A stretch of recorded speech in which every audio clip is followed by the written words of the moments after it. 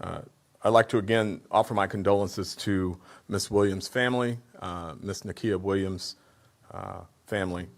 A very tragic situation that unfolded last night. So just to give you an overview, I'm going to start with the time frame. On Sunday, December 19th, Ms. Williams arrived at the Sunoco gas station at 7 Mile and Hayes at approximately 5:57 p.m. Shortly after she arrived, multiple 911 calls were made to report a woman wielding a gun and pointing it directly at some customers attempting to enter, and some were exiting the store.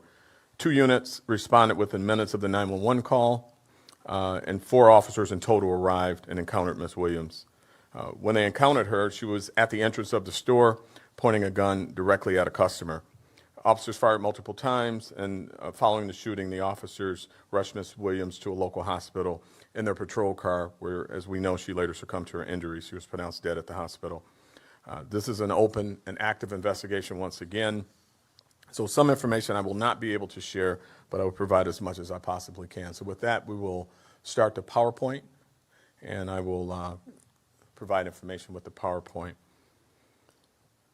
Again, this is being done during the investigation so that we can be transparent with the community as well as with the media. As you can see in slide 1, 5:59, Ms. Williams is inside the store, and at this point she cuts in front of those 3 customers that you see there and produces the gun. At 6:06, next slide, Ms. Williams has the gun in her hand at the entrance of the store, and you can see in the yellow circle there, she's standing at the entrance of the store with the weapon. At 6:07, Ms. Williams points the gun in the next slide. That's the slide there. She points the gun at customers at the gas pumps, and as you can see, the customers appear to turn around and flee from the location and return to their vehicles.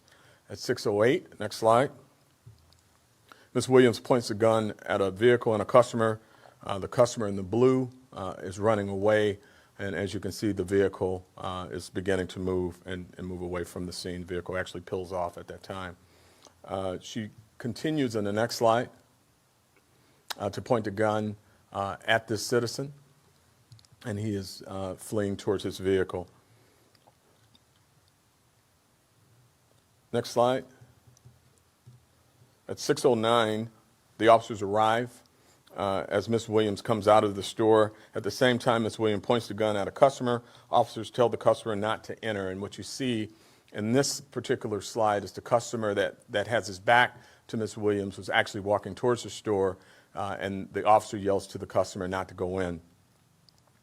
Officers tell him not to go in. He turns, he walks away, and the officer, I want to make special note, has not removed his weapon yet. He's having some type of conversation with her. We're still in the process of investigating that. But the customer, he did in fact tell to turn around. The investigation also has revealed that Ms. Williams was armed at this point with an airsoft weapon.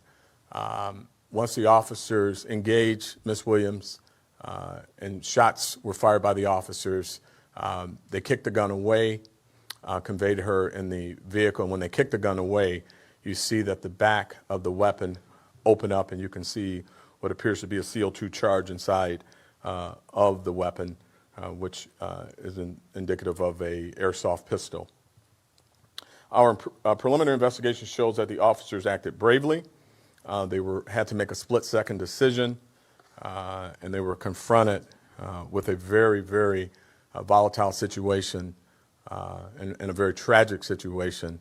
The investigation reveals that Mrs. Williams may have suffered from mental illness. We don't know completely all the details of that yet, but as I indicated, we are still in the process of looking at every aspect of this investigation, including video, talking to Mrs. Williams' family, and getting as much information about her as we possibly can. But preliminarily, very tragic for not only, the most tragic for the Williams family, obviously, but certainly tragic for the officers as well. I mean, they are certainly taking this situation very hard and looking at what they had to deal with. Just an unbelievable tragedy for the community and for the department.